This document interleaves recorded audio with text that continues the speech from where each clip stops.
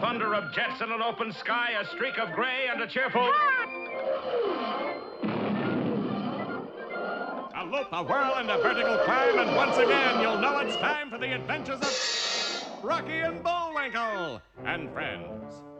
Starring that supersonic speedster, Rocket J. Squirrel, with his pal Bullwinkle the Moose, and a host of others. Hurry, Bullwinkle! The show's about to start! I'm coming as fast as I can. Wave to the people!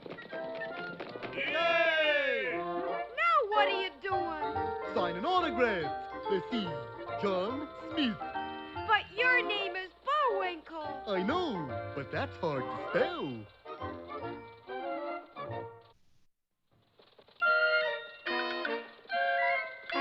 We're gonna have a lot of fun. Come on and join us. Sure, there's always room for one more.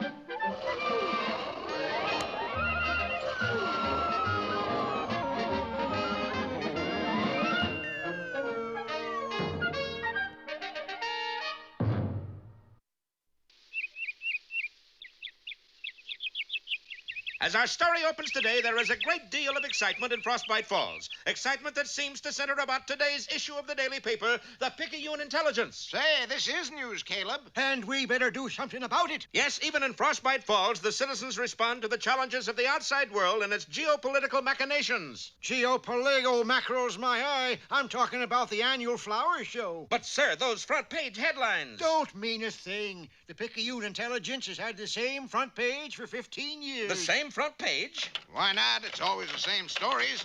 Cold War continues, plane crashes, world tensions. But inside, that's local stuff. That's interesting. Frostbite Falls dog chases Frostbite Falls cat over Frostbite Falls fence. Frostbite Falls boy meets Frostbite Falls girl. Just fraught with interest, ain't it? But for real heart-tugging suspense, look at this. Wowee! The annual Frostbite Falls Flower Fair and Plant Pageant will be held in the high school gymnasium today. First prize, a trip for two to glamorous Wichita, Kansas. How about that, Bullwinkle? It's gonna play the dickens with my hopscotch schedule. Bullwinkle, you mean you don't have a flower ready to enter? Rock, I don't even have one ready to come up. It was true. Bullwinkle had been so busy being a TV hero that he had no chance to tend his little garden. The flowers were in terrible shape. I think they've lost the will to live. Then it's too late to plant anything now. Well, let's take your flower to the show anyway. So bearing Rocky's entry, a checkered begonia, our heroes started down the Old Ox Road seeking horticultural splendor. Not me. I just want a big flower. A big flower? Did I hear you said a big flower? No, I said horticultural splendor. Not you, him. Oh. Sure, I want to grow a big flower. Well, are you ever in love? I am? Certainly. You see before you in the living natural color flesh the greatest seed seller in the world. A seed seller? That anything like a salt cellar? Say, what's your name, mister? Allow me to introducing myself. Pete McMoss, President, Worldwide Seed Company. Pete McMoss? At the law school, Pete McMoss. This is my assistant, Ivy C. Hall. Hello, darling. What's the C for? Covered? Ivy-covered halls. Yeah, her I've heard of. That voice. Where have I heard that voice? Rock, that was me. Oh, yeah. And here is the answer to all your problems. That's just one seed. One seed? One seed? You notice kind of an echo in here? My dear Moose, this seed is a direct descendant from the original Jack's beanstalk. It is? Certainly. Look here. You remember how in the old story Jack planted the magic beans and they grew clean up to the sky? And there was a giant's castle? And the mean giant chased Jack? And he cut down the beanstalk and destroyed the giant. And lived happily ever after. Why are you crying? I hate happy endings. Well, this is a seed from that very same beanstalk. Plant it and you'll be able to grow a bean blossom as big as your head. That'd win first prize for sure. Okay. Bullwinkle, I don't like this. How come? I got a feeling something bad's gonna happen. Well, look on the bright side of it, Rock. What? We got a whole new plot started already. True enough, and we'll see it begin to thicken next time in 4 for the Show or 2 Pairs of Plants.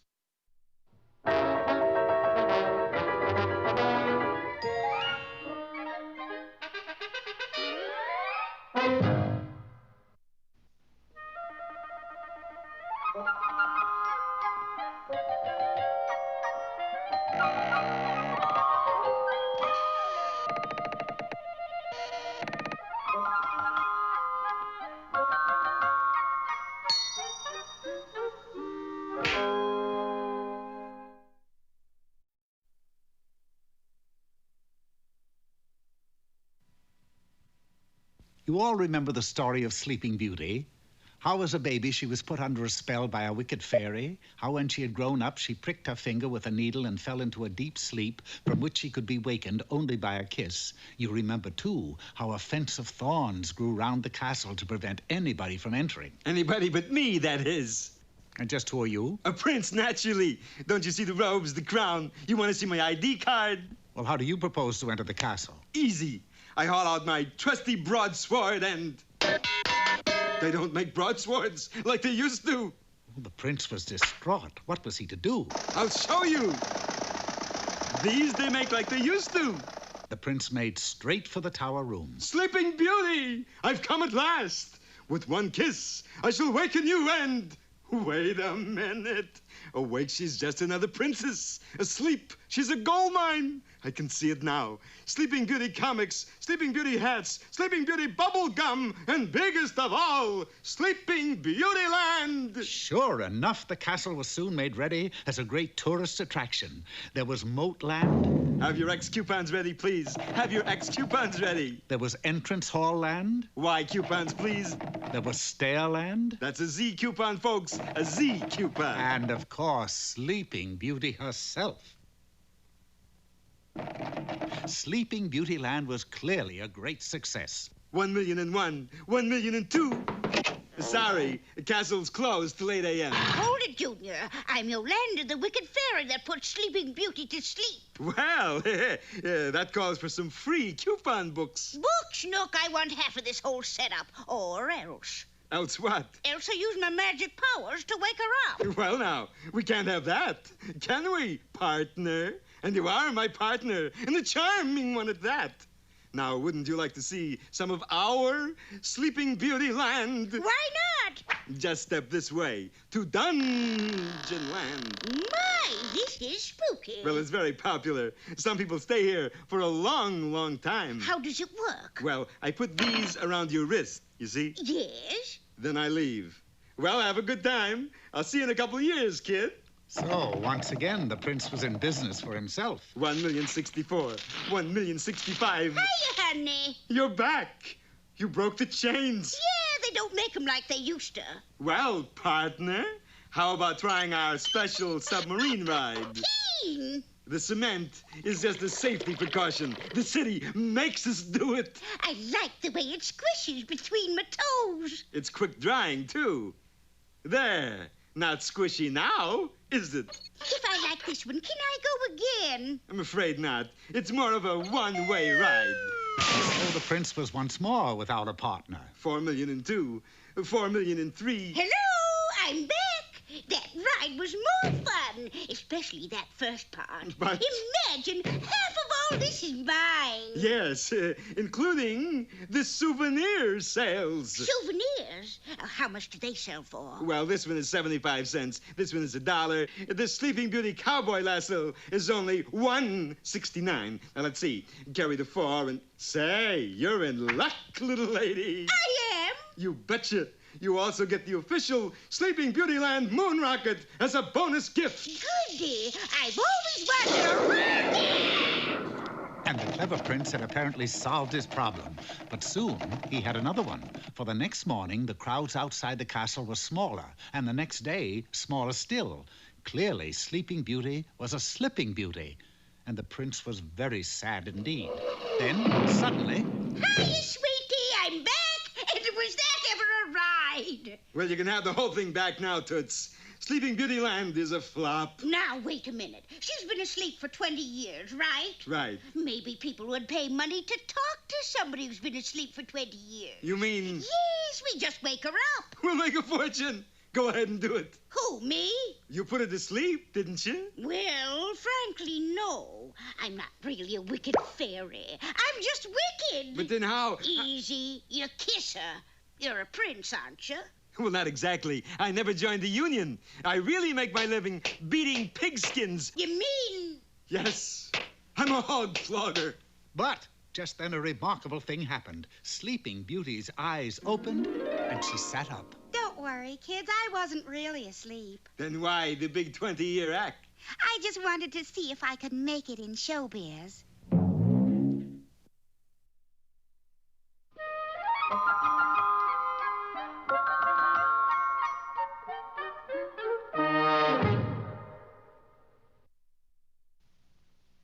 Today's lesson is mighty important, remember? Bullwinkle is a... Not that lesson. This lesson. And now, here's the one man on television who really makes you think, Mr. Know-It-All. Yeah, and I know what you're thinking, too. Same to you, buddy. Today, friends, we take up the problem of making your neighbor quiet without making him angry. Take that loud radio music, for example. Politeness is the important thing, and it always brings a polite response in return. Hello, kindly neighbor! I'm here to discuss your radio in a friendly, neighborly way. My what? Your radio! Eh? Radio, the radio! Oh, all right. Sometimes, however, it may become necessary to make your point in a stronger manner. Take that party next door, for example. One can usually get results by simply tapping gently on the wall. If that doesn't work, one must tap harder. And if that doesn't work, which naturally leaves just one thing to do, and that is join the party! Excuse me, please. That's him, officer. But, officer, I only blew it once, like this. Gee, Mr. Know-It-All, it doesn't look to me like you're very successful at making your neighbors quiet. Oh, I don't know, Rock. Here in solitary confinement, you can hear a pin drop. Quiet over there! Shut up!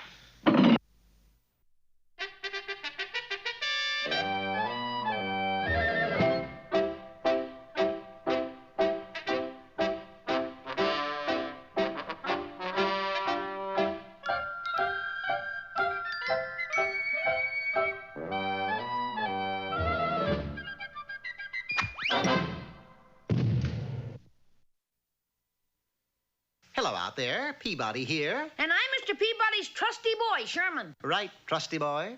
And now we'll be off for another exciting journey back into history. Ready, Mr. Peabody? What shall I set the way back for today? For the year 1874. Check. And the place? Deadwood, South Dakota, where we'll meet that colorfulness of the Old West, Calamity Jane. The Wayback responded beautifully, and in less than an instant we were teleported back through time, where we found ourselves standing in front of the Deadwood Overland Stage Company. Clear the streets! Calamity Jane is coming in with the noon stage, and she's at it again. I beg your pardon, sir, but why all the excitement just because Calamity Jane is driving in the noon stage? That's just it. She ain't driving. She's sitting inside the stage with the passengers. Look out! Here she comes! We just managed to leap to the scene of the doorway when the driverless stage roared through the center of town, narrowly missed a wagon loaded with dynamite, and came to a thudding halt in a pile of hay near the livery stable. End of the line! Everybody out! Is everybody all right? Yeah, cuss it. It certainly is fortunate that you missed the wagon load of dynamite, or it would have been a calamity. What do you mean, fortunate? I was hoping something like that would happen. That's why I was letting the stage run wild. Golly, what for? Because nothing ever happens to me, that's why.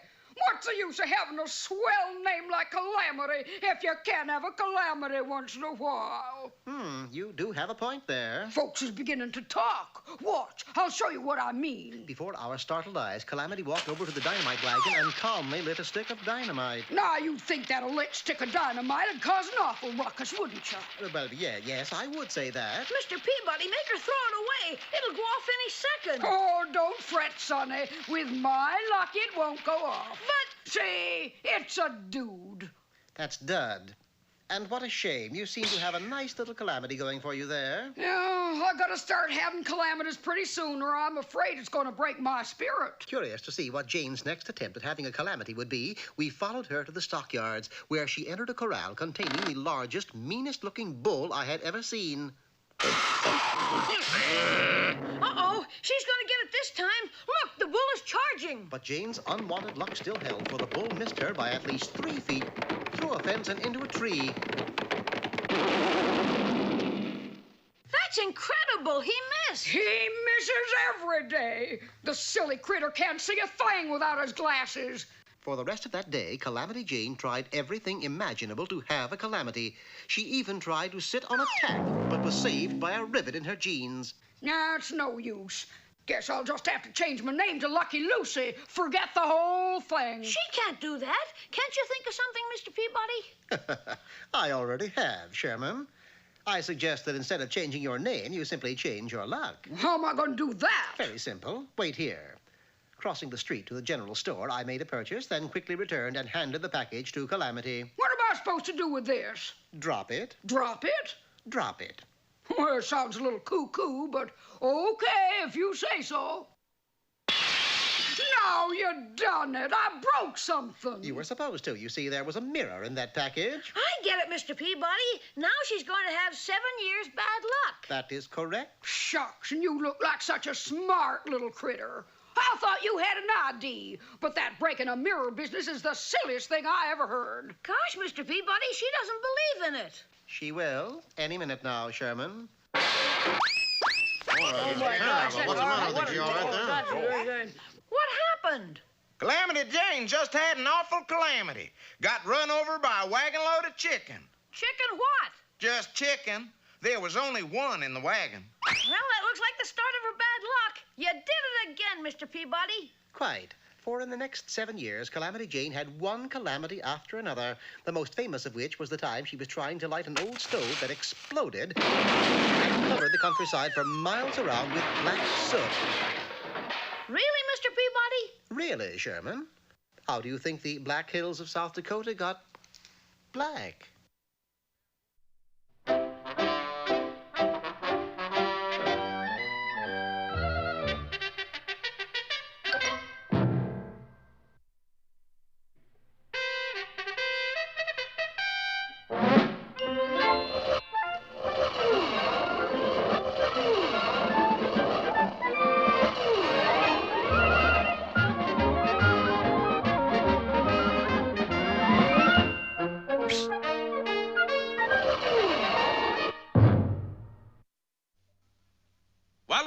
Episode, the Frostbite Falls Flower Fair was upon us, and Bullwinkle and Rocky found themselves without a plant to enter. This was very embarrassing. Naturally. You try walking through town without your plants sometime. But they were stopped on the road by a pair of sharpers. Say the name. Who shall be nameless. Phooey. Who offered them a bean guaranteed to be descended from Jack's original beanstalk. Bullwinkle, I'd think twice about this if I were you. If you were me, you'd have to think twice. There'd be 2 of you.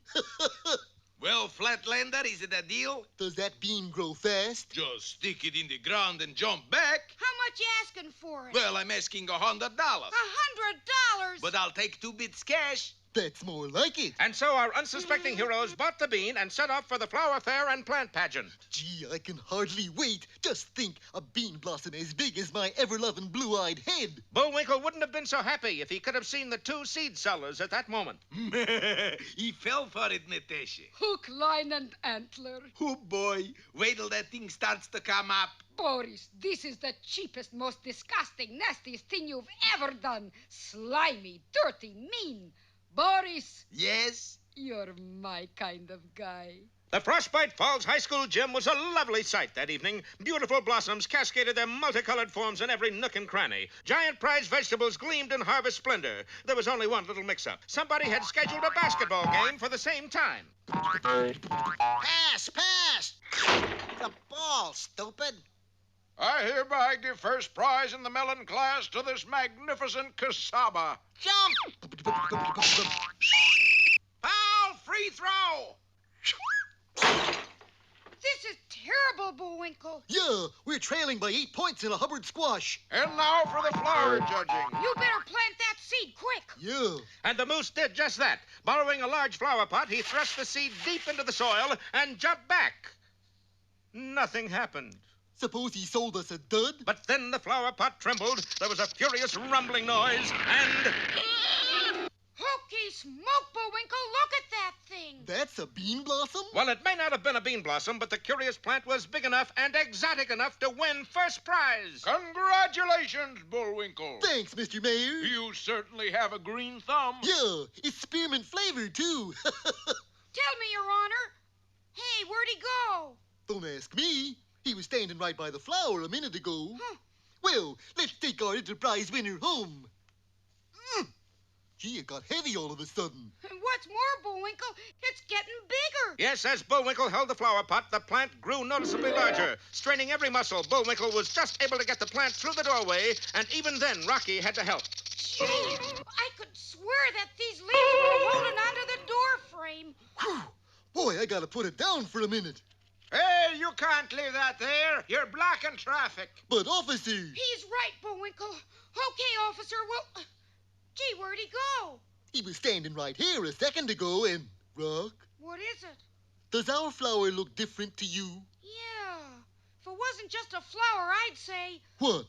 I'd say it was smiling. Well, this begins to look more and more sinister. Don't miss our next creepy episode, Bean by a Blossom, or The Petal Pushers.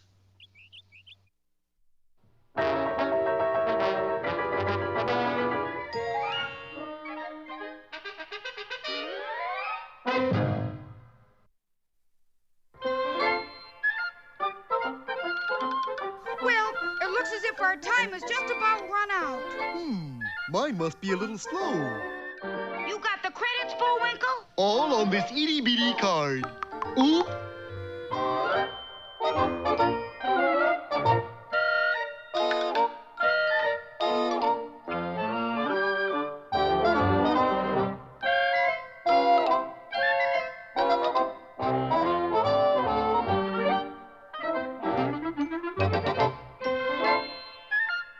We're late again, Bullwinkle. Right! Bye now. See you next time.